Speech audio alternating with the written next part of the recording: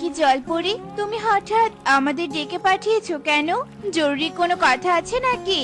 হ্যাঁ, জরুরি কথা তো আছেই। শোনো, আমি কয়েক মাসের জন্য সাগরে ঘুরতে যাব। তাই তোমাদের সাথে আমার কয়েক মাস দেখা হবে না। তবে চিন্তা করো না, আমি তোমাদের জন্য এই মাছকে রেখে যাচ্ছি। ওকে কিছু জাদু শক্তি দিয়েছি, সেই শক্তি দিয়ে ও তোমাদের সাহায্য করবে। ঠিক আছে জলপরি, তাহলে তো ভালোই হলো। তবে তুমি কিন্তু সাবধানে যেও, আর সাবধানে আমাদের মাঝে ফিরে এসো। এরপর জলপরি সবাইকে বিদায় জানিয়ে সাগরে চলে যায়, আর পাখিরা তাদের বাড়িতে চলে আসে। পুরো এই বনের পাখিরা যখনই কোনো বিপদে পড়তো তখনই তারা জলপরীর কাছে ছুটে যেত। তাই জলপরি সাগরে যাওয়ার আগে সেই দায়িত্ব মাছকে দিয়ে যায়। এই যা, ঘরে কোনো খাবার নেই, টাকাও তো নেই যে কিছু কিনে খাবো। দুদিন হলো কালুর কোনো কাজ নেই। যাই, সাহায্যকারী মাছের কাছে গিয়ে কিছু টাকা নিয়ে আসি। কাকুলি ঘরে খাবার দেখতে না পেয়ে সাহায্যকারী মাছের কাছে নদীতে চলে যায়। মাছ, মাছ, নদীর কিনারায় চলে এসো, আমার যে তোমার সাহায্যের দরকার। কি হয়েছে পাখি, বলো কি চাই তোমার? আমাকে কিছু টাকা দাও না, আমার ঘরে কোনো খাবার নেই। আচ্ছা ঠিক আছে, দিচ্ছি। এরপর মাছ জাদু করে কিছু টাকা নিয়ে আসে, আর কাকুলি টাকা পেয়ে ভীষণ খুশি হয় আর বাড়িতে চলে আসে। মাছ, আমি তোমায় ডাকছি, এসো, তোমার সাহায্য যে আমার ভীষণ দরকার। কি হয়েছে পাখি, তোমার আবার কি হয়েছে? আমার মেয়ে ভীষণ অসুস্থ, আমাকে কিছু ঔষধ কেনার টাকা দাও। আচ্ছা ঠিক আছে, দিচ্ছি।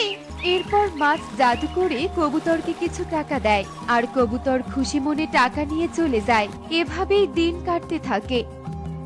উফ বাবা, এই পাখিগুলোর কি কোনো কাজ নেই নাকি? সারাদিন আমাকে বিরক্ত করে ছাড়ে। একে সাহায্য করো, ওকে সাহায্য করো। আমি তো জাদু শক্তি পারি, তাহলে আমি কেন সাহায্য করব? মাছ সামান্য জাদু শক্তি পেয়ে দিন দিন অহংকারী হয়ে ওঠে, আর সে ঠিক করে যে সে আর কাউকেই সাহায্য করবে না।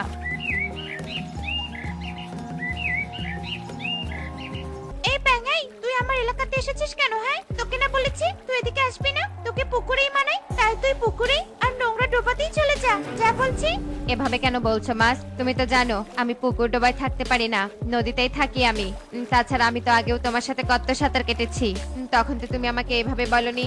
আগে বলিনি, কারণ আমি আগে সাধারণ মাছ ছিলাম, কিন্তু এখন আমি জাদুই মাছ, তাই তোর সাথে আমাকে মানায় না। এই নদী এখন আমার দখলে, চলে যা, চলে যা বলছি।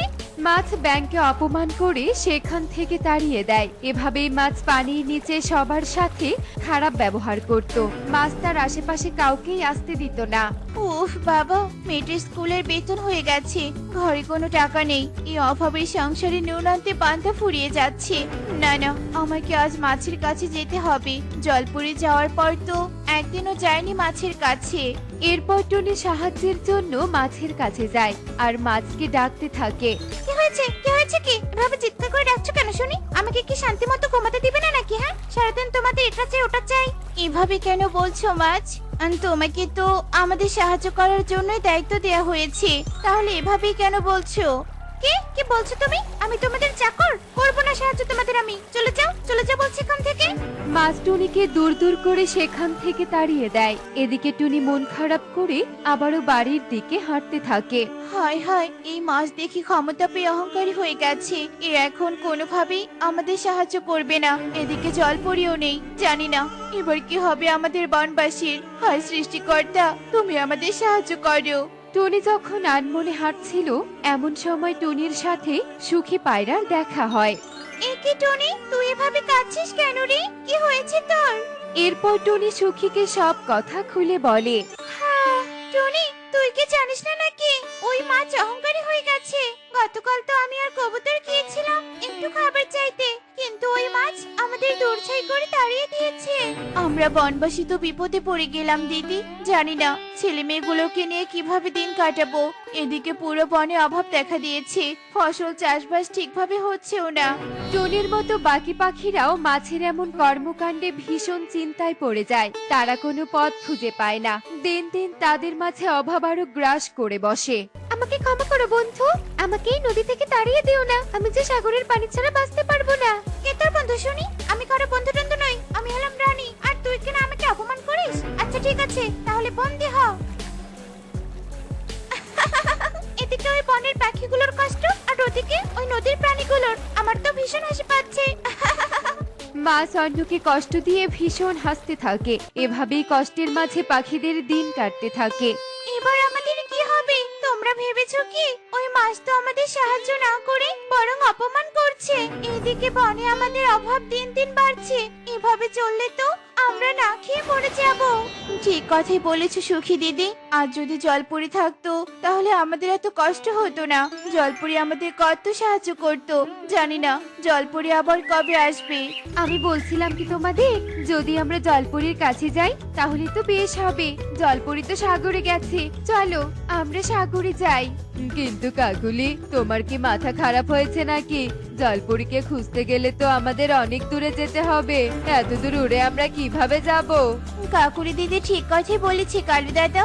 এভাবে অভাবের মাঝে আমাদের মরে যাওয়ার থেকে কষ্ট করে উড়ে সাগরে যাওয়া ভালো। তোমরা কে কে যাবে আমার সাথে বলো? টুনির কথায় বাকি সব পাখিরা সম্মতি জানায়, আর সবাই মিলে নদীর নালা পার হয়ে সাগরে যেতে রাজি হয়।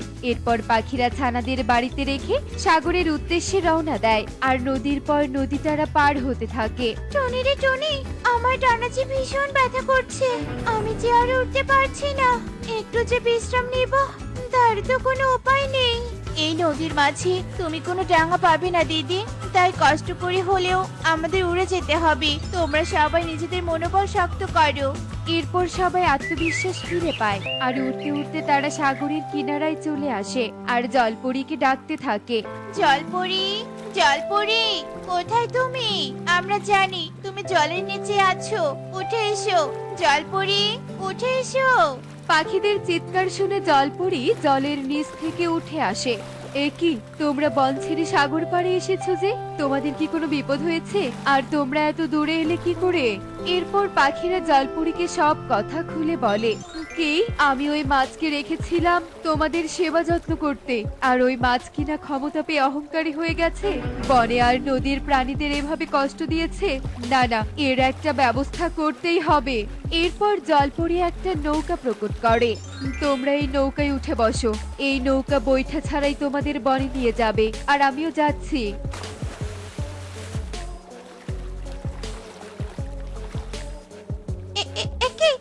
জলপরি তুমি?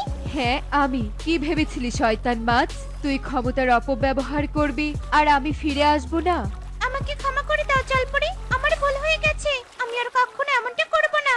যে জেনে বুঝে ভুল করে তার কোনো ক্ষমা নেই। তুই এতদিন অনেক পাখি প্রাণীকে কষ্ট দিয়েছিস, আর না। এরপর জলপরী জলের নিচে প্রাণীদের মুক্ত করে আর মাছকে বন্দি করে। এরপর থেকে পাখিদের আর কোনো কষ্ট হয় না।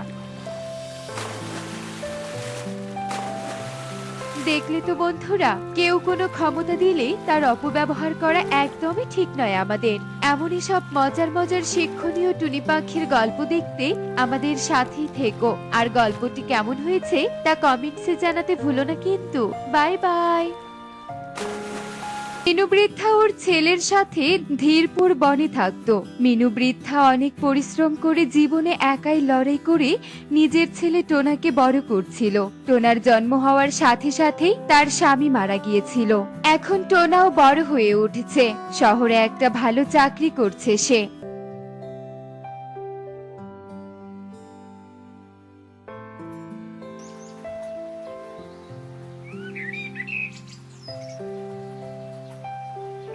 বাবা টোনা, উঠে পড় বাবা, তোর কাজে যাওয়ার দেরি হয়ে যাচ্ছে যে। হ্যাঁ মা, উঠছি। চা রেখে গেলাম, তাড়াতাড়ি খেয়ে নে আর স্নান করে তৈরি হয়ে যা। আমি তোর খাবারটা তৈরি করে দিচ্ছি। ব্যাস ব্যাস মা, এত ঘি দিও না। ঘি খেলে শরীরে জোর হয় বাবা, আর তুই তো একটু ঘি খেতে বেশি পছন্দ করিস। আরে না মা, এমনটা না। ভাবছিলাম বাড়ির সব বাজার সদাই এত তাড়াতাড়ি কি করে শেষ হয়ে যাচ্ছে, আমি তো কিছুই বুঝতে পারছি না। থাম বাবা, এসব তুই কি বলছিস? তুই যা কিছু নিয়ে আসিস তা তো তোর সামনেই খরচ হয় বাবা। আমি তো কাউকে কিচ্ছু দেই না। আমি জানি মা, শুধু এইটুকুই বলছি, জিনিসপত্র কম ব্যবহার করো। জিনিসপত্রের দাম বেড়েছে তো তাই। জানি না বাবা, কোথা থেকে এমন কিপটে ছেলে জন্ম নিল আমার। এরপর টোনা তার অফিসে চলে যায় আর মিনু বৃদ্ধা ঘরের সব কাজ শেষ করে এদিকে দুপুর থেকে রাত হয়ে যায়।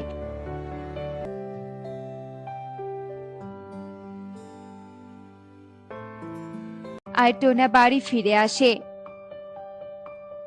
মা, তুমি এখনো ঘুমাওনি? তোর জন্যই তো অপেক্ষা করছিলাম। তোর আজকে আসতে এত দেরি হলো কেন রে বাবা? কিছু না মা, আজকে অফিসে আমাদের বড় স্যারের বিবাহ বার্ষিকী ছিল, তাই উনি সকলের খাবার ব্যবস্থা করেছিল। তুই তো বলিসনি যে রাতে বাইরে খেয়ে আসবি। মা, আমি বা কি করে জানবো? উনি তো আমাকে নিমন্ত্রণ করেনি। আমি তো ইচ্ছে করে ওখানে গিয়েছিলাম যাতে একেবারে রাতের খাবারটা খেয়ে আসি আর আমাদের রাতের খাবারটা বেঁচে যায়। কি মা, কি হয়েছে? কিছু তো বলো। কিছু না রে বাবা, আমি ভাবছি তুই কার মতো যে হয়েছিস তা কে জানে। মা, এবার এই মোমবাতি নিভিয়ে দাও। এই মোমবাতির আর প্রয়োজন নেই। টোনার কিপটেমিতে ওর মা মিনু ভীষণই চিন্তায় পড়ে যায়।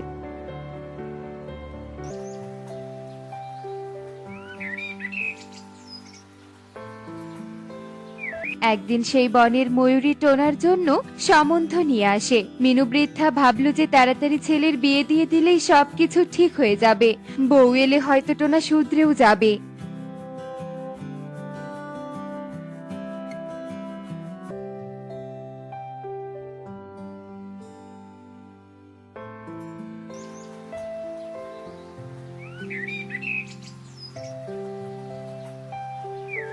টনি, আমার মনে হয় এখনই আমাদের মোমবাতি নিভিয়ে দেওয়া উচিত। তোমার ঘুম পাচ্ছে? তুমি আমার সঙ্গে কথা বলবে না?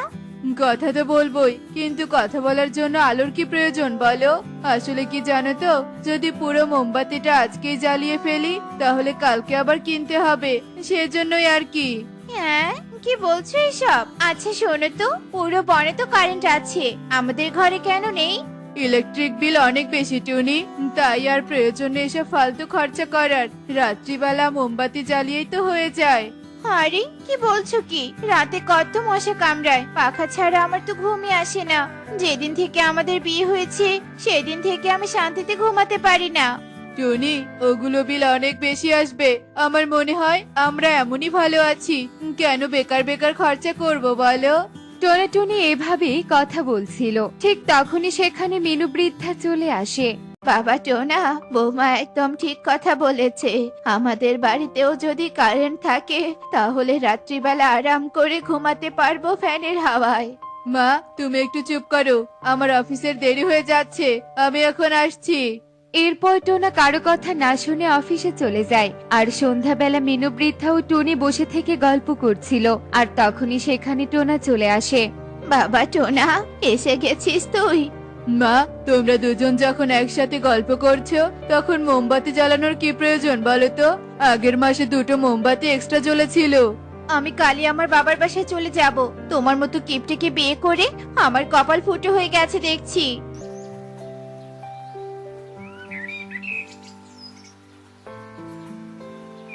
এর পরের দিন সকালে টুনি নিজের জিনিসপত্র নিয়ে নিজের বাবার বাড়িতে যাওয়ার জন্য তৈরি হয়। কেন চলে যাচ্ছ বৌমা?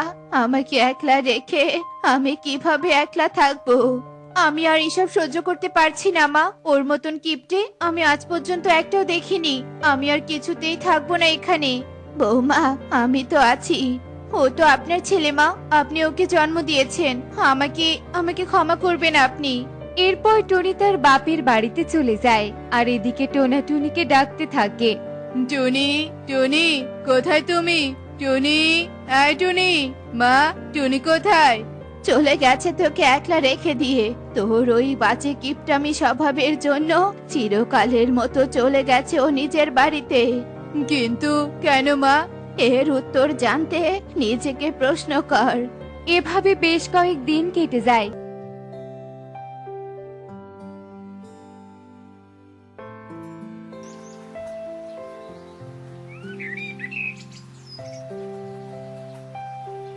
এদিকে মিনু বৃদ্ধা ভাবে তার ছেলেকে শিক্ষা দিতে হবে। এরপর সে বনের মোড়লের সাথে বুদ্ধি করে। আর বনের মোড়ল একটা ছোট্ট তালা দেয়া ঘর নিয়ে মিনু বৃদ্ধার বাড়িতে যায়। এ কি মোড়ল সাহেব, আপনি এখানে? মোড়ল সাহেব কার সঙ্গে দেখা করবেন? আর এই তালা দেয়া ঘরটা এখানে রাখলেন কেন? এই সিন্ধুকের মধ্যে তোমার বাবার সম্পত্তি আছে। আমি ব্যবসা শুরু করার সময় আমি কিছু টাকা নিয়েছিলাম, আর আমি কথা দিয়েছিলাম যদি ব্যবসা ভালো চলে তাহলে 20% করে ফেরত দেব। আর আমি সেই জন্য সোনার মুদ্রা ও অনেক সম্পত্তি এনেছি। দিন দিন আমি ভিতরে গিয়ে রেখে দেই। আপনি যার নাম বললেন উনি আমার বাবা।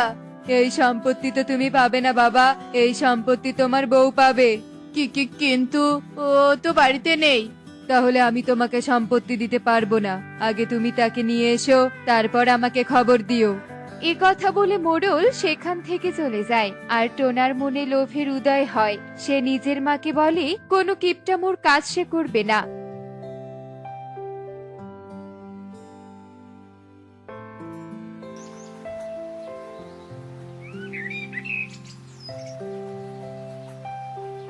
টোনা পরের দিনই টুনিকে ফিরে নিয়ে আসে। টোনা এখন একদমই পাল্টে গেছে। ও বাড়িতে কারেন্টের কানেকশনও করিয়ে দেয়। টুনি আর মায়ের জন্য পাখা নিয়ে আসে।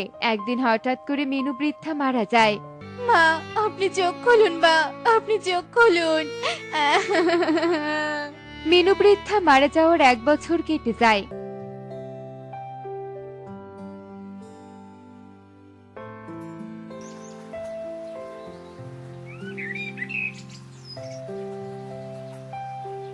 আর এদিকে একদিন সকাল সকাল টুনি দরজা খুলে বাড়ির বাইরে তালা দেয়া ঘর দেখতে পায়। আর টুনি টোনাকে ডাকতে থাকে। টোনা, এই টোনা, কোথায় তুমি? এদিকে এসে দেখে যাও। আরে এটাই তো সেই সিন্দুকটাই। হ্যাঁ, এটাই আমাদের সৌভাগ্যের চাবিকাঠি। এরপর টোনা সেই তালা দেয়া ঘরটা ঘরে নিয়ে গিয়ে খুলতেই দেখতে পায় সিন্দুকটা ফাঁকা, শুধু একটা চিঠি পড়ে আছে। আর টুনি ও টোনা অবাক হয়ে চিঠিটা খুলে এবং টোনা হাতে নিয়ে পড়তে থাকে। বাবারে, আমাকে ক্ষমা করে দিস। তোর সম্পর্ক বাঁচানোর জন্য আর তোর কৃপণ স্বভাবটাকে দূর করে দেবার জন্য আমি এই খেলাটা খেলেছিলাম। বাবারে, আসল জীবন আর আসল সম্পত্তি তো নিজের পরিবারই হয়। টাকা নিজের প্রয়োজনটাকে মেটাতে সাহায্য করে, সবার খামতিগুলোকে নয়। যতদিনে তুই এই চিঠিটা পাবি ততদিন আমি এই পৃথিবীতে হয়তো থাকবো না। আজকে তুই সারা পৃথিবীর ধন সম্পদ আনলেও আমাকে আর ফিরিয়ে আনতে পারবি না। সবাই খালি হাতে পৃথিবীতে আসে, আবার খালি হাতেই ফিরে যায়। ইতি তোর মা। মা, আমি বুঝতে অনেক দেরি করে ফেলেছি।